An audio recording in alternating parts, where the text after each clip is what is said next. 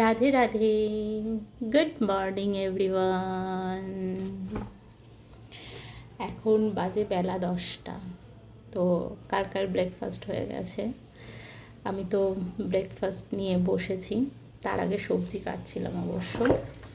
এই যে সব সবজি কাটছিলাম। তো এখন ব্রেকফাস্টটা করে নিই। তো তোমরা কে কী ব্রেকফাস্ট করেছো আমাকে দেখিও। এতটা খাবো না অবশ্য, এর 4/1 খাবো ফুটি। আর এখানে আছে, এটা এক ধরনের লেবু, এটা মৌসম্বি।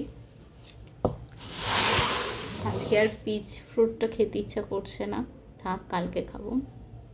আর আজকে তো মঙ্গলবার, জানোই আমার নিরামিষ, এখানে ডিম সিদ্ধ নেই।